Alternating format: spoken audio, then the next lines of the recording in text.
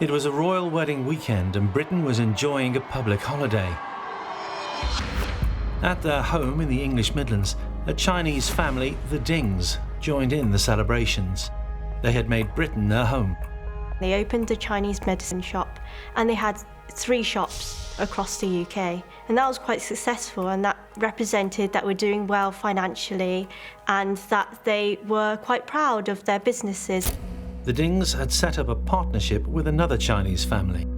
Anxiang and his wife came to this country from China in 1998. They were both doctors of traditional Chinese medicine, and they started a family, and after a short while they met the Dings. She was a businesswoman and he was a lecturer at university in Manchester. But all was not what it seemed between the couples. The picture-perfect Ding family were about to be killed, one by one. The eldest daughter desperately phoning police for help as her assassin walked towards her. It was the kind of thing that just makes your blood run cold in your veins. You know, it's that thing where you forget to breathe, where you are chilled throughout your whole body, and you just think, I'm witnessing somebody die a violent death. There's nothing to describe the horror when you know what those screams represent and what those poor children were going through. Detectives gather evidence until a picture of a suspect emerges. Which piece of the puzzle will reveal Anxiang as guilty of murder? What would be a killer's mistake?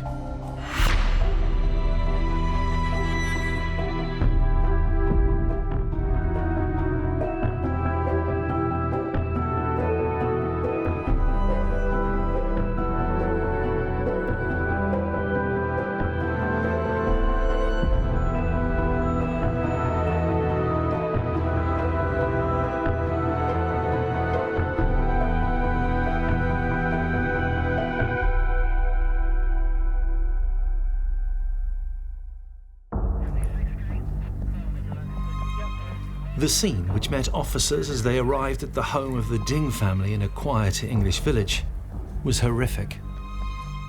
My reaction was incredulity, because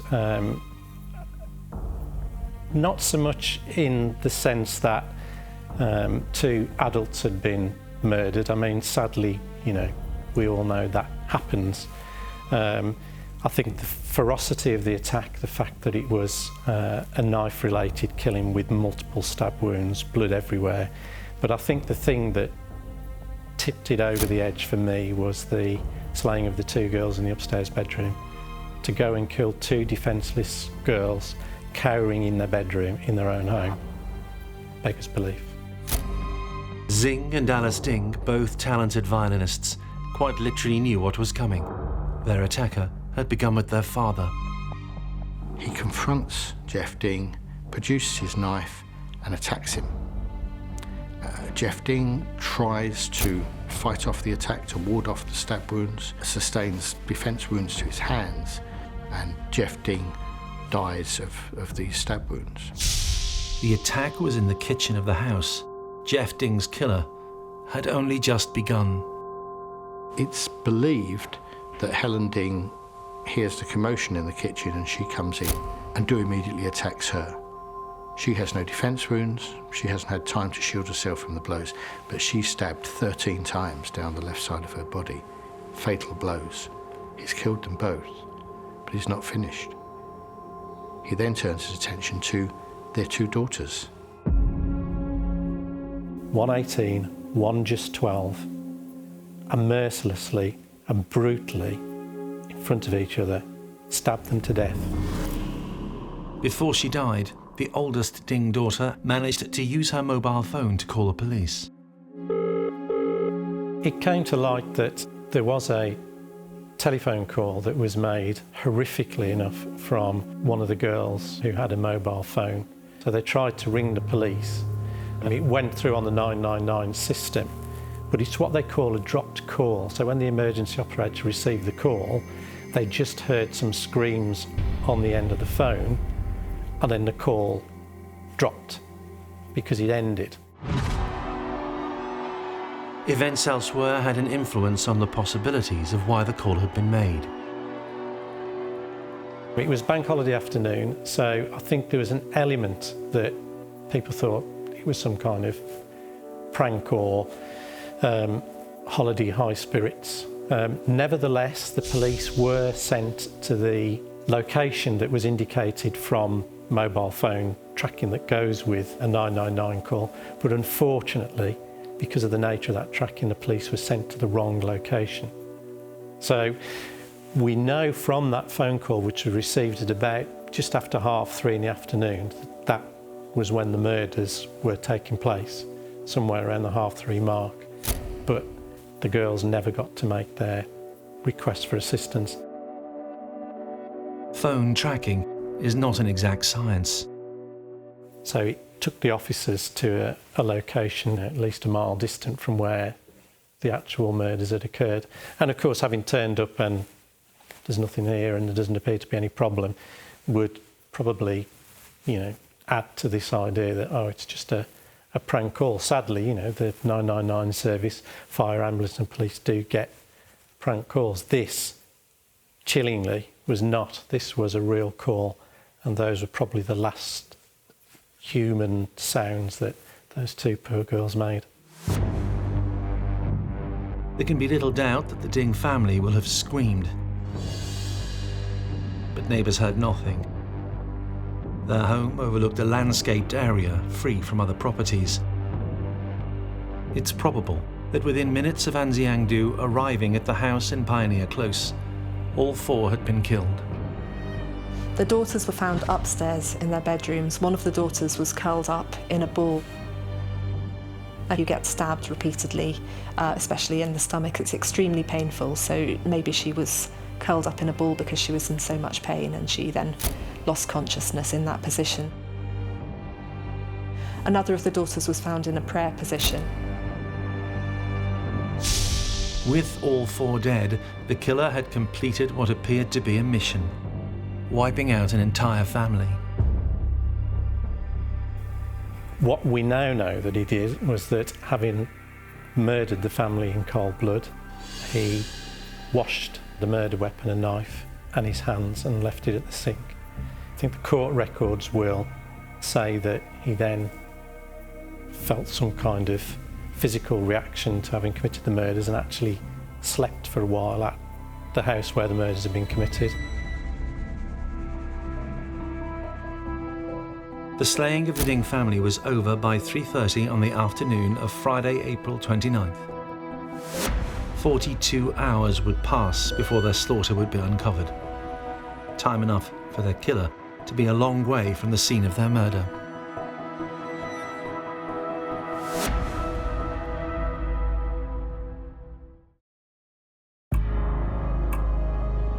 Detectives know that most murders are carried out by someone who knows the victim well.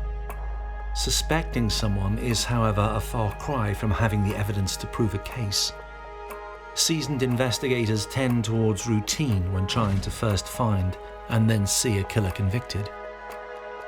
That routine generally starts with getting a phone call. The man who would lead the hunt for the killer of the Ding family is Glyn Timmins.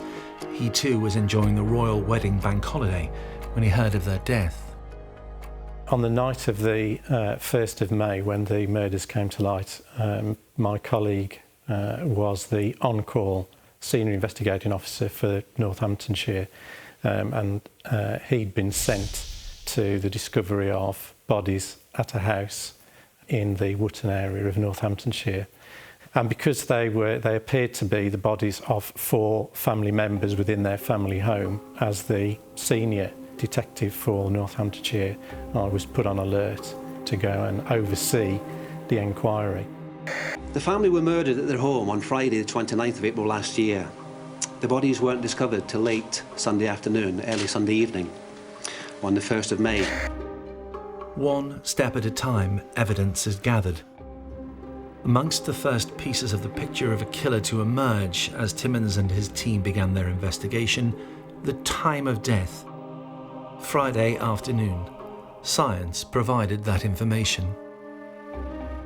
When you die, after about 2 hours, between 2 and 4 hours, you get this kind of stiffening of the muscles. It starts off in the face and the neck and these little muscles, and then it spreads to these bigger muscles. And what's happening is a kind of chemical process in the muscle fibres where they're becoming cross-linked and stiff and rigid.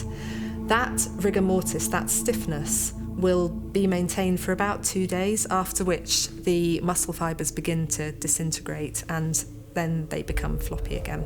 So you can use the stiffness of different parts of the body to get some sort of estimation of how much time has elapsed.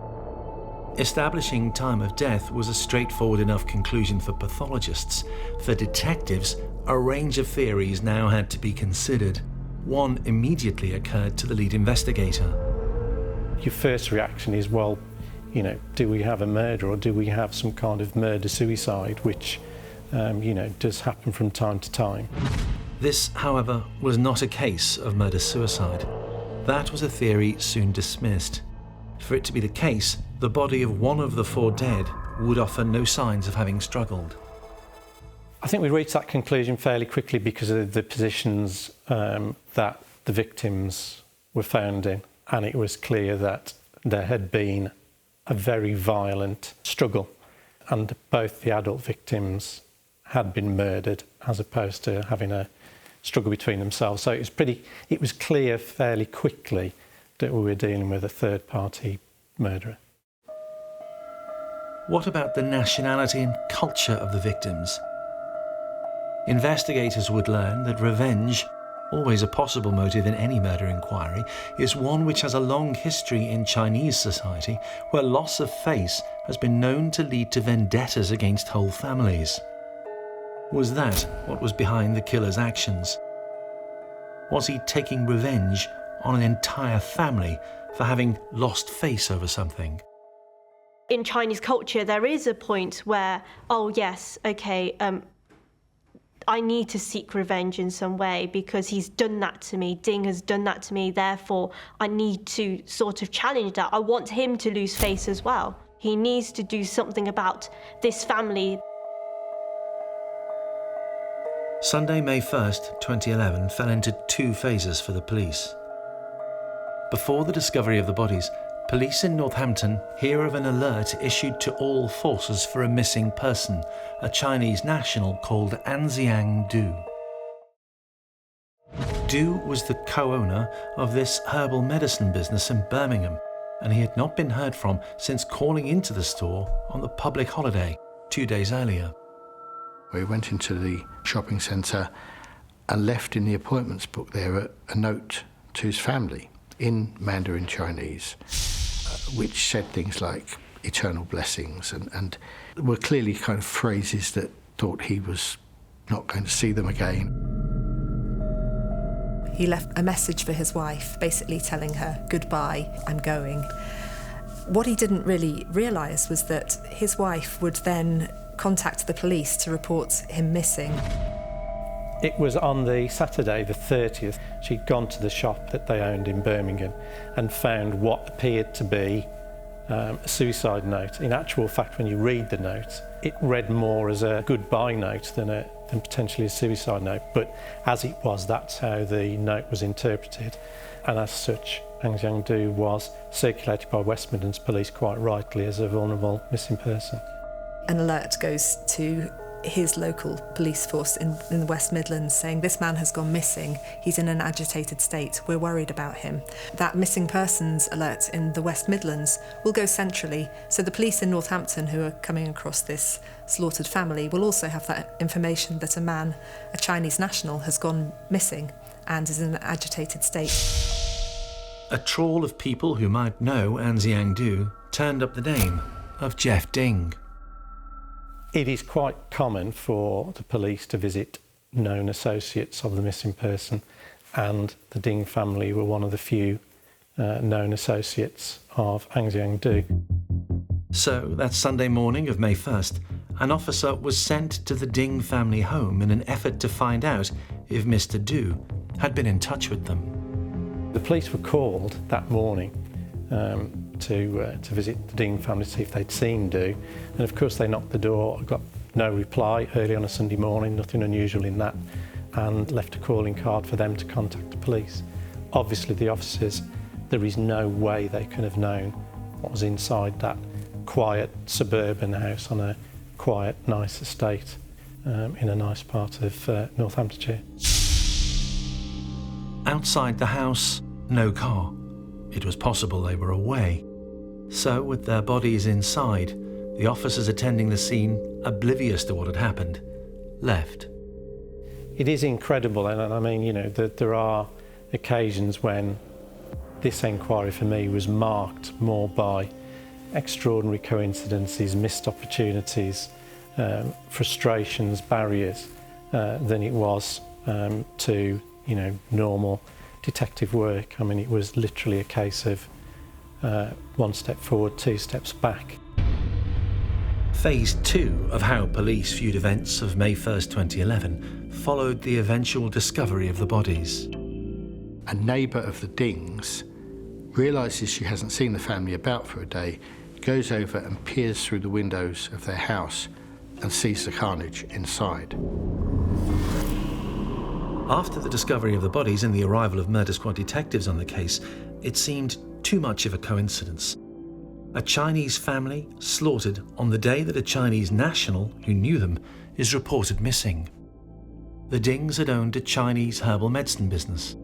Another Chinese national who owned a herbal medicine business was now officially a missing person. Why had the police in Birmingham assumed that the Dings would know anything about Anxiang. It turned out that Anxiang felt that he had plenty to be resentful about towards Jeff Ding.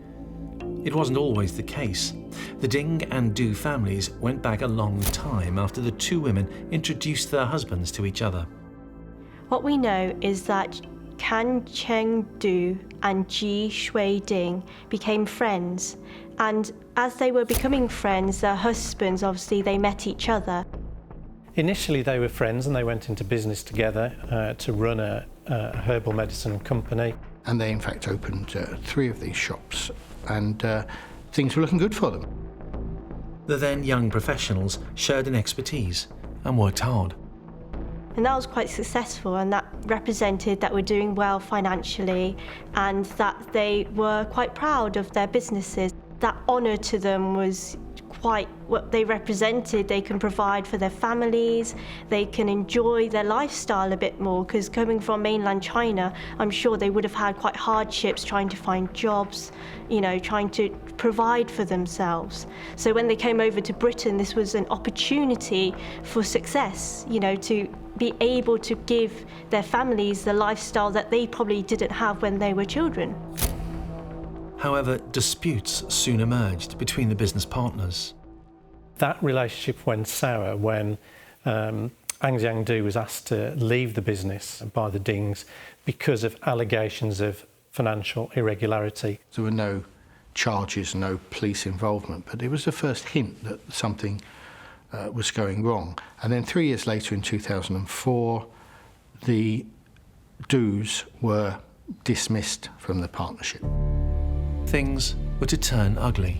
A complex dispute ended up in court. Du and his wife started legal proceedings against the Dings on the basis they thought they'd been unfairly thrown out of their business partnership. With the court procedures, at the start, they were quite in favour of the Dus, but as time progressed, the ruling was in favour of the Dings, and that meant for Du it was really spiralling out of control, and there was no hope really for him to go anywhere, to start a business, or, you know, just to find the financial means to support his family. And at the end of that battle, it was the Dings and not the Dus that succeeded. The feud which had developed between the two families caused Anxiang's bitterness to run deep. He now faced paying £88,000 in legal fees. A complex financial arrangement meant that the house the Dings were now living in was part of the business's assets. Du hoped to sell the house in the village of Wootton, Northamptonshire. It would help him pay off his legal costs. But Du did not actually own it. A court order was issued preventing Du from trying to sell the house. Effectively, it froze the assets until the court made its determination, but effectively it meant that Mr. Du had no access to his financial assets and the sale of his house was prevented. That order was issued the day before the murders. Detectives had their motive. Who would want to kill these people? Why would they be killed like this? And because of the legal case and because of the bitterness and the rancour that was around the splitting up of their business, Du would be the obvious suspect. I mean, clearly the delivery of the court restraining orders the night before had effectively pushed him over the edge in terms of anger, rage, the need to hit back. And I suspect that he spent most of that night thinking about it, ruminating about it, building it up in terms of bile, anger, the need for revenge and retribution. And by the time he went to work on that Friday morning, I'm as convinced as I can be that he had murder in mind, that was his objective. In any culture, what had happened to Anxiang Du would cause deep resentment. Some commentators on Chinese culture suggest a violent reaction was all but inevitable. On one side, you've got the financial difficulties because now he's trying to find another job. Du had lost this court case. He was in a huge amount of debt. But more importantly is the loss of face. Obviously, because it's all about pride and how one holds themselves in the Chinese culture. When something turns as sour as that, it's almost as if your whole world has turned upside down. There was, to Anxiang Du, a lot to be angry about. 2 motive boxes were ticked. There are a couple of things that come up in murder cases as common motives. One of them is, a big one, is revenge. So, he wanted revenge. It's something like 3% of homicide cases in this country have a financial motive. 40% of them, the motive is it's either an argument or a struggle or it's a revenge attack. We very quickly were able to examine the background of the association between the Ding family and Anxiang Du and establish this court battle that had been ongoing. So very, very quickly we were able to pinpoint Du as the likely murder suspect. Displaying a motive to kill so obviously had betrayed Du as the prime suspect. Police quickly put out appeals for information. Extensive forensic examination of the scene took place late Sunday and into Monday, the 2nd of May, all day Monday the 2nd of May. This led to us naming Anxiang Du as the prime suspect in this case on Tuesday, the 3rd of May. The court case which had so enraged Anxiang Du involved a third party, someone who had become involved in the business. Was he now at risk? We didn't know where this murderer had gone, clearly wasn't still at the scene. And obviously your determination at the outset of any homicide inquiry is to bring the offender to justice, but this was clearly something completely out of the ordinary, if I can use such a term for homicide. Where was Anxiang Du? What mistake had he made to lead police to him and to prove he was a killer? And would he kill again?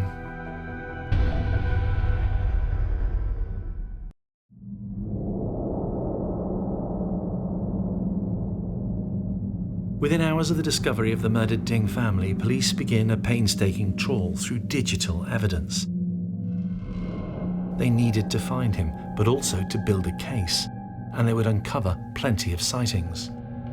The UK is one of the most highly watched places in the world. There's vast numbers of CCTV cameras which have been put up by the police, by local authorities, by private businesses, and increasingly private individuals are installing CCTV cameras.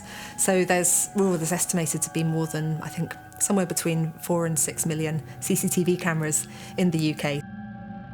Police were able to watch step by step Du's activities before the slaughter at Pioneer Close. His mistakes began the moment that he left his home on the day of the murders. He hadn't really thought through the possibilities as to how he might be caught because he didn't really take any precautions. The timeline of movement for Anxiang began on the Friday at about 10 o'clock-ish. He drove to Coventry Railway Station.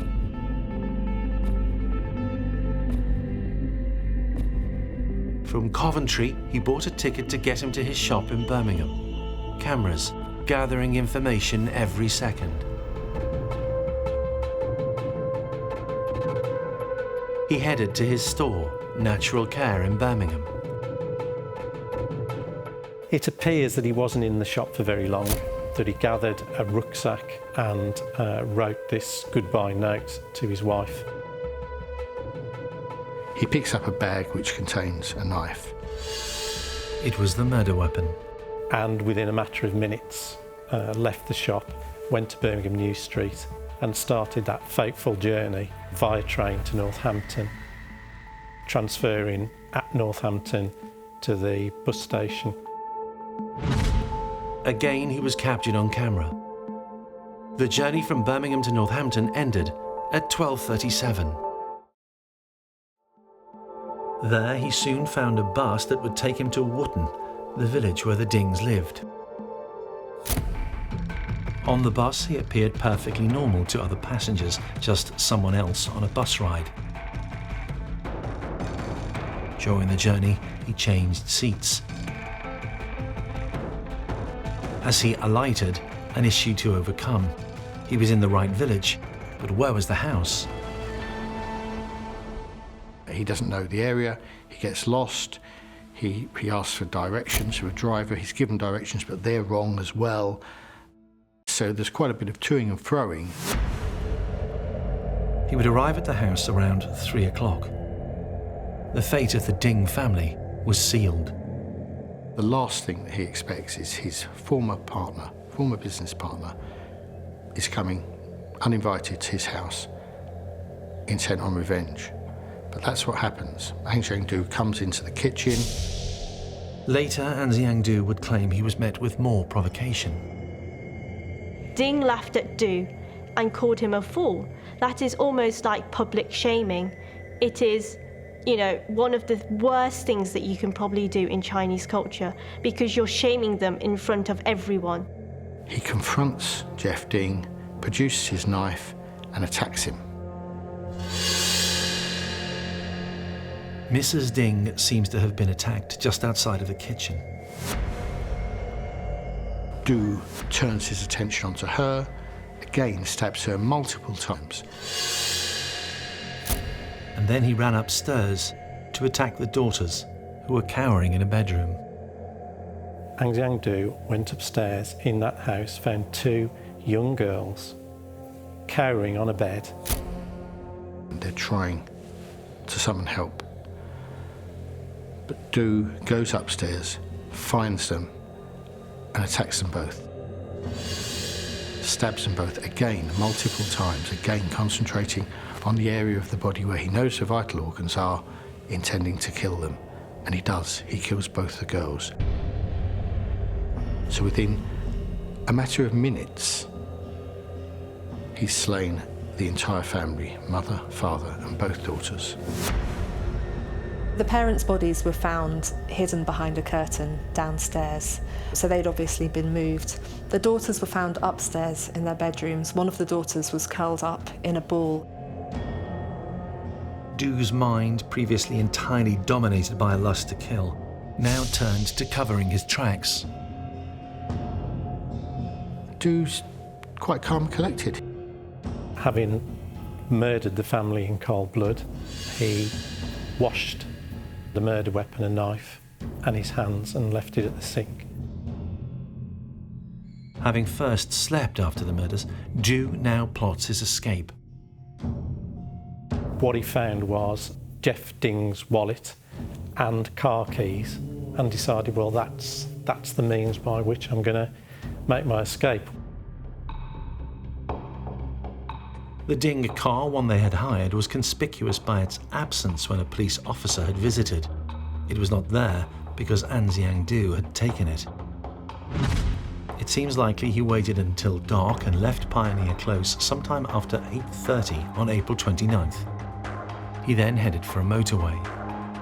The last sighting was at junction 8A of the M40, which is some miles distant of London, so he could have gone pretty much anywhere on that motorway. We were reliant on finding the stolen Vauxhall Corsa. Du's escape was haphazard but successful. He heads south and gets lucky as he drives into London by using a route where there were no cameras capable of automatic number plate recognition. He went undetected, for now. The car was abandoned in a side street, this Venables street, and we've got grainy CCTV at about 2:30 in the morning of someone matching Anxiang Du's description, walking along and looking into a shop front as he leaves the car behind. The illegally parked car gets ticketed again and again and again over 9 days. Du once again got lucky. There is a nationwide hunt for him and for the car that he was driving, but none of the traffic wardens call the vehicle in to be towed away. If they had, it would have alerted police to its whereabouts and given them hope of finding Du. Incredibly, perhaps, the car is parked in London and tracks 9 parking tickets, but nobody manages to connect the fact that this car is the one that was being used by the wanted man. This case highlights a flaw in the system. You'd expect that if a car has been parked on a stretch of road and amassed 9 parking tickets over a series of days, that might flag up something to the local authority, that there may be a problem with this car, maybe it's been stolen and abandoned, maybe something has happened to the owner, because otherwise how come they haven't come back and moved their car to stop them getting more parking tickets? That red flag wasn't raised, and maybe if it had, they might have got more information sooner. The apparent abandon shown by Anxiang Du meant that the police were getting reports from people who'd seen him on public transport. We have had over 380 suspect sightings. The majority of those sightings have been in the UK, and all of those sightings are dealt with under a very strict process to make sure we get the optimum from those sightings. In fact, Anxiang Du had got lucky for a 3rd time. He boards a ferry for France and is again not spotted. So he makes that journey across to France, he makes his way down through France, into Spain, and eventually gets the ferry from Algeciras across to Tangiers. Anxiang Du goes off grid in Morocco. He's living there under a false name, getting what work he can. His luck just keeps on coming. Once he's in Morocco, Du's actually arrested. He's arrested on suspicion of being there illegally. And he's released. This is only 5 days after the murders. But he's released because he claims his name is Li Ming, that he's from Taiwan, and he's allowed to stay. And he goes on to get a job. He ends up working as a night watchman on a construction site. And he had nowhere to live. He was sleeping sort of rough in the construction site. And some of the other workers kind of took pity on him and would give him food and so forth because they thought his life was so poor. But he was still free. He'd managed to escape. Du had made a series of mistakes as he had set off to murder his victims. The trail of evidence from his front door to the house where he had killed, together with the clear motive that he had, was likely to get police a conviction. But within weeks of the murders, he was 2,000 miles away, living almost rough, with a new name, a new job, a new life. Police, meanwhile, were ramping up their appeals for help. The Ding family had been in the UK since about late 1990. Jeff was working at Manchester University as a lecturer. Helen working locally at a school in Northampton, and with the children involved in education in Northampton as well. Since around 2002, both Jeff and Helen had been involved in a civil dispute with the Chinese family over a business issue. They knew who they were looking for and why he had killed.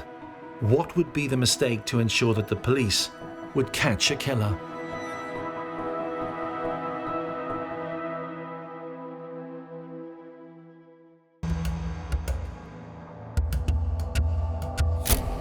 Detecting who had killed the Ding family had not taken long. Anxiang Du had hardly tried to cover his tracks. I think by then, my personal opinion is that he set his mind on a course of action, and he was blind to everything else. In the months which followed the murders, police knew they would need all the help they could get, and they travelled far and wide. Our visit to China had three specific aims. These were to brief the Ministry of Public Security, which are essentially the Chinese police in Beijing, and inform them of the inquiry, the work we'd undertaken today, and also to seek their assistance for further inquiries. Unbeknownst to police, Du's haphazard escape plan had worked. But he was not in China, he was in North Africa, free but facing the indignity of sleeping on a construction site, living on handouts. I think Du would have found that humiliating, on a makeshift bed and having food parcels, because he's so used to having his business, being able to provide for his family, and his lifestyle has drastically changed, being able to provide for his family, having the means to go out and socialise with people, and for him to be isolated in Morocco, for him to have almost the food parcels given to him and sleeping on the makeshift bed, that's such a different lifestyle for Du that he's just not used to.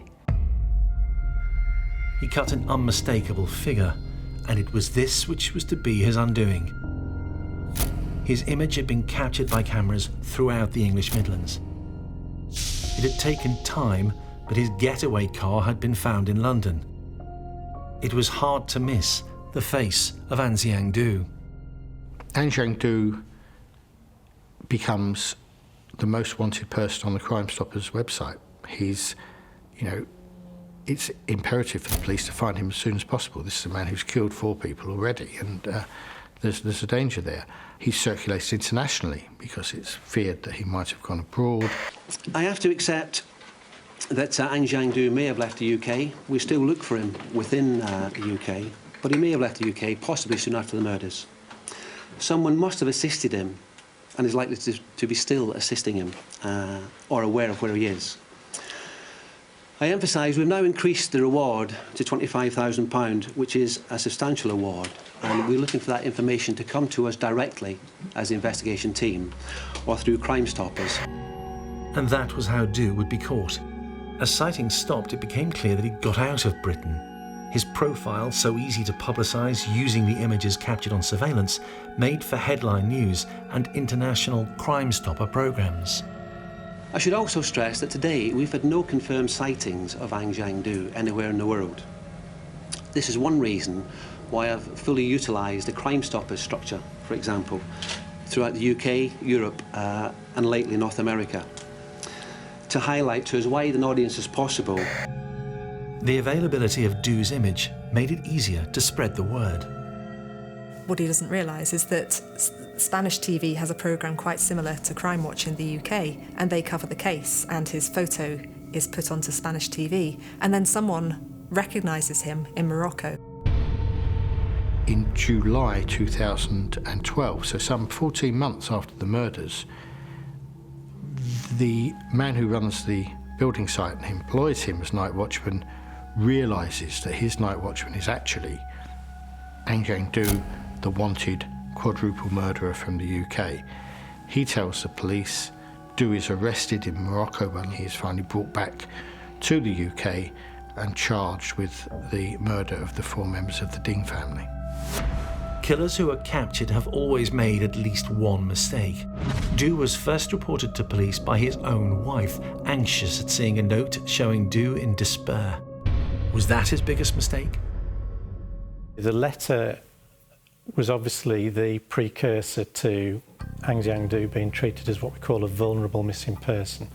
What that did was elevate his status as a missing person to one of a high priority. So the very fact that he was identified as potentially being vulnerable through what appeared to be a suicide threat meant that the police would make immediate active enquiries to trace his whereabouts. And it was those immediate active enquiries to trace his whereabouts that provided the vital link between our murders and the missing person inquiry. Or was the killer's mistake the trail that he left, which made it easy for detectives to know who the killer was? I think Du's biggest mistake was not realising the extent of surveillance in this country. Once you become a person of interest, The police can then go back and look at the CCTV footage, and they can find images of you everywhere. There were images of him travelling by train. There were images of him on a bus towards the victim's house. Then once he steals their car, there's the automatic number plate recognition cameras that are picking up where that vehicle is travelling. Virtually everything he did on the day of the murders and the day after were recorded, and police were able to go back to and piece together his entire route. Once you become a person of interest, you are watched, and there are photos of you everywhere, and it was really those photos and those images which helped convict him. For lead detective Glyn Timmins, the context of Anxiang Du's murders make him amongst the worst killers that he has come across.